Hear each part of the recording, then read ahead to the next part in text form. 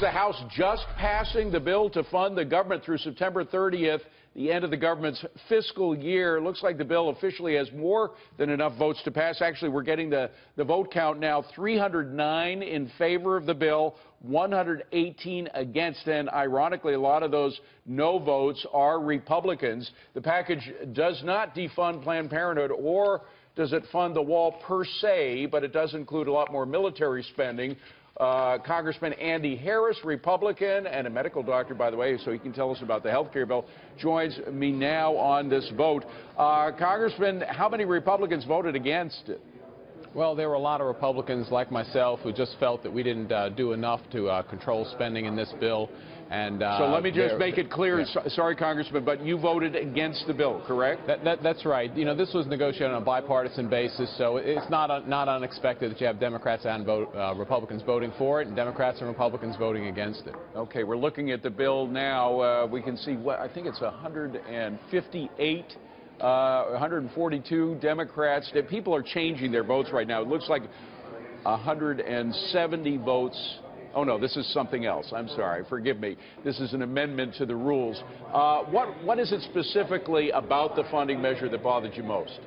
Well, again, we aren't bringing our spending under control, and it didn't have some of the priorities that the president spoke about. We delayed this vote really from December until now, hoping that we could get that the president could get more into this bill. But again, he tried to reach across the aisle. You know, there was no reciprocity in the Senate. It was any possible progress on his initiatives were dead on arrival. So I think quite appropriately he agreed to a bipartisan bill, get it out of the way. Let's move on to health care. Let's move on to tax reform. Let's talk about health care. Where does that stand now? You were a medical doctor. You got a lot of experience with health care.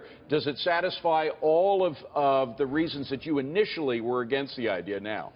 Well, look, it satisfies enough. The most important one is that by accepting what we call the Palmer Amendment, the MacArthur Amendment, there's one last small amendment probably going to be added. I hope the vote is tomorrow or Friday.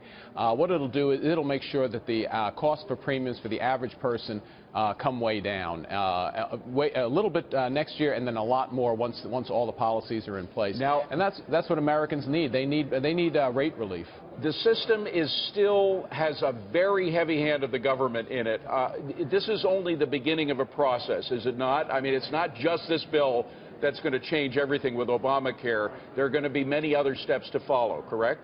Absolutely. This is the down payment. This is all we could get through the process called reconciliation that requires only 51 votes in the Senate. So it's a down payment. Obviously, we have a new Secretary of HHS, Dr. Price. He's going to make another installment on repealing and replacing, and then hopefully a third package comes through later in the year that includes some items like selling across state lines, association health plans, medical malpractice reform, things that the president has spoken about, advocated for, and wants to get done this year. Congressman and medical doctor Andy Harris, thank you so much, Congressman. Appreciate you coming on.